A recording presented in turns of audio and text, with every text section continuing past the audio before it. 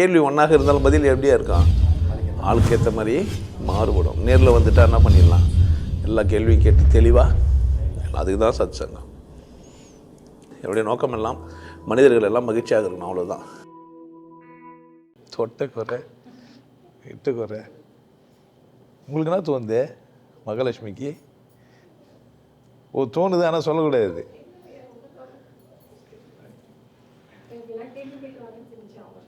என்னங்க? இப்படியெல்லாம் கேள்வி கேட்குறாங்களே. விட்ட குறை அப்படின்னு சொன்னால் திருவள்ளுவர் வாசுகின்னு சொன்னோடனே விட்டாங்கல்ல, அது விட்ட குறை. தொட்ட குறை அப்படின்னு சொன்னால் அஷ்டவக்கர ஞானமஞ்சாரில் அது தொட்ட குறை. விட்டுருத்து, விட்டுருத்தே ஒரு குறை இல்லை, விட்டுருத்து அதெல்லாம் குறை. வச்சுக்கிறதுனால தான் குறை. ஏதோ ஒரு கருத்தை, ஒரு சித்தாந்தத்தை, ஒரு உண்மையை, ஏதோ ஒரு புரிதலை நீங்கள் வச்சுக்கிறீங்க, விடலை, அதனால் நீங்கள் குறையாகிறீங்க. ஸோ விடாதனால நான் குறையா இருக்கிறேன். விட்டுருந்தா என்ன இருக்கான், அது மாதிரி அது ஓடி இருக்கும். அந்த ஆத்தோட விழுந்த இலை, அந்த ஆத்தோட போகிறது போகும், அது போகும். நான் தான் புத்தி வச்சுக்கிறேன். நிறைய செயல்கள் என்ன பண்ணுறேன் அப்படின்னு கேட்டால் என் விருப்பத்துக்கு இருக்குமான்னு எதிர்பார்க்குறேன். யார் வலி, யாரோ துக்கம், யார் இதை தற்கொலை பண்ணினாங்க, யார் இன்னொருத்தர் கூட சண்டை போனாங்கன்னு பாருங்களேன். விடாத குறையாக இருக்கும். புரியுதா? விட்ட குறைன்னா இது விடாமல் இருக்குது. என்ன தான் விட்ட குறை கிடையாது. எதையும் தொட்டு பார்க்கலாம், அனுபவித்து பார்க்கணும் தானே. வாழ்க்கை என்ன இருக்குது, வாழ்க்கையை என்ன வாழ்ந்து பார்க்கலாம். தொடாததும் குறை தான். நான் இந்த மதத்தை சார்ந்தவன், அதனால் வேறொரு மத புக்கு என்ன பண்ண மாட்டேன், நான் தொட்டு கூட பார்க்க மாட்டேன்.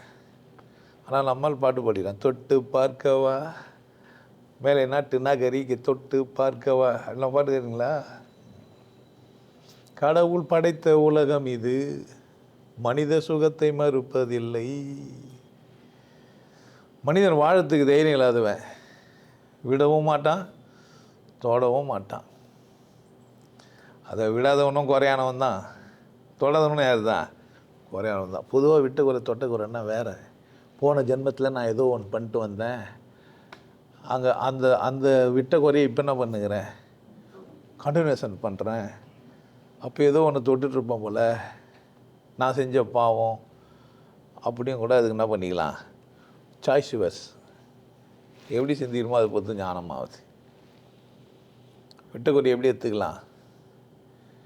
யாரெல்லாம் குறையோட யாரெல்லாம் துக்கப்படுறீங்க, உங்களுக்கு ஒரு கஷ்டம் வருது இல்லை, துன்பம் வருது இல்லை, ஒரு வலி வருது இல்லை, எதனால் வருது பாருங்கள். விட்டு இந்த அந்த லூஸு எப்போவுமே அப்படி தான் அப்படின்னு விட்டிங்கன்னா உங்களுக்கு வலிக்கும். என் புருஷன் தான் மியூசிக்கெல்லாம் வாசிச்சு இல்லை, பின்னில் போட்டு கம்பிக்க வச்சு வளைச்சிக்கின்னு இந்த லூஸு நல்லா சச்சங்களாக நத்துவான், திடீர்னு காணாமல் போயிடுவான்னு நீங்கள் விட்டிங்கன்னா பிரச்சனை குறை கிடையாது. வாரம் இருந்தாலும் வேறு எங்கேயும் போகிறதுக்கு கதி கிடையாது, உட்காந்து பண்ணிச்சிங்கன்னா. நான் எப்பவுமே சொல்லுவேன், காலத்தில் என்ன பண்ணுங்க, போனால் வராது, நேரம் மட்டும் திரும்ப அதே மாதிரி சூழ்நிலை, திரும்ப அதே மாதிரி சந்தர்ப்பம், திரும்ப அதே மாதிரியான வாய்ப்பு வராது. ஸோ ஒரு வாய்ப்புகளை நீங்கள் எப்படி பயன்படுத்த போகிறீங்கன்றதுல ரொம்ப கவனமாக இருங்க. எதனால் உங்களுக்கு வலிக்குது, எதனால் நீங்கள் துன்பப்படுறீங்கன்னு பாருங்கள். எல்லாருமே அப்படி தானே. சாப்பாடு போட்டால் சரியாக சாப்பிட்றது இல்லை, அது கறியாகுது, மீனாகுது, முட்டையாகுதுன்றது. அப்படி தானே.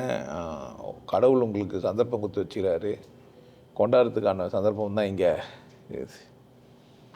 விடாததும் தொடாததும் தான் பிரச்சனை. அதுக்குன்னு கண்டதை தொட்டு கஷ்டப்பட போகிறீங்க. ஆமாம், அங்கே அபாயன்னு போட்டு வச்சுதான் இல்லையா, அதெல்லாம் கிடையாது. ஏன் அதையும் தொடலாம், டெஸ்டர் வச்சின்னு க்ளவுஸ் போட்டு ஷூ போட்டு. அப்போ எல்லாத்தையும் தொட்டு பார்க்கணுன்ற தைரியம் எப்போ வரும்? புரிதல் தான். எதை எப்படி தோணுமோ அதை 16 வயது இல்லை, வாத்தை எப்படி தூக்கணும், முயலை எப்படி தூக்கணும், அப்படி தானே. வாத்தை தூக்குற மாதிரி முயலையும், முயலை தூக்குற மாதிரி வாத்தையும் தூக்கணும், என்ன அவங்க அதை. இப்போ எங்கே தோணணும், எப்படி தோணணுன்ட்டு தொட்டால் பூ மலரும், தொடாமல் நான் மலர்ந்தேன். விட்டுக்கிறியா தொட்டுக்கிறியாயா? விட்டாலும் தொட்டாலும் குறை. கவனமாக இருங்க. எதை எப்படி தொடணும், எதை எப்படி வாழ்க்கையில் எல்லாத்தையும் பிடிச்சி வச்சுக்காதீங்க. மண்டை ஃபுல்லாக சரக்கு ரொம்ப ஏற்றிட்டிங்கன்னா என்ன ஆகும்? நாங்கள் நிறைய பஸ்ட்டுக்கிறேன் திமிர் வந்தால் என்ன ஆகும்? ஒரு அக்கா தெளிவாகவே சொல்லிடுறாங்க, அந்தாளுக்கு எதுவுமே தெரியாதுமா, படிக்காதவன், சுற்றியும் படிக்காதவன் தான் உட்காந்துக்கிறாங்க நீங்கிறாங்க. எந்த அளவுக்கு தெளிவாகிறாங்க அவங்க? நான் எதனா பச்சவன் நினைக்கிறீங்க? பச்சவன் மாதிரி பேசுகிறேன். நீங்களும் படிக்கல, ஆனால் தானே பண்ணியிருக்கீங்க. இது படிச்சுன்னு தானே பண்ணியிருப்பீங்க. இப்போ இது விட்டுக்கிறியா தொட்டுக்கிறியாயா? யாரையும் விடக்கூடாது. ஏன்? நான் தான் விட்டுடணும், நான் தான் தொட்டுடணும். கவனமாக இருங்க. உங்களுக்கு எல்லாருக்கும் ஒரு விஷயம் சொல்கிறேன். ஆனந்த வாழ்வு அப்படின்ற ஒரு கோர்ஸ் யூடியூப்பில் போட்டு வச்சுக்கிறேன். Happy life course. நீங்கள் மெம்பர் ஆனீங்கன்னா ஆனந்த வாழ்வு கோர்ஸை நேரடியாக நீங்கள் யூடியூப்பில் பார்க்கலாம். ஃபேமிலியாக டிவியில் போட்டு என்ன பண்ணலாம், எல்லாரும் ஃபேமிலியாக போட்டு பார்க்கலாம். ஒருத்தர் தான் சப்ஸ்கிரைப் பண்ணீங்க, 5 பேர் 6 பேர் என்ன பண்ணலாம், நீங்கள் அதை பார்க்கலாம். வாய்ப்பு பயன்படுத்திக்கப்பா.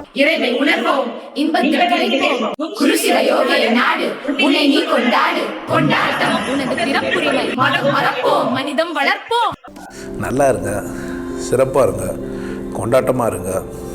உங்களை நீங்கள் மதிப்பு மிகுந்தவராக மாற்றுறது உங்கள் கையில் தான் இருக்குது. நல்லா இருங்க. நான் ஒரு வாய்ப்பு என்னை பயன்படுத்திக்கலாம். நல்லது.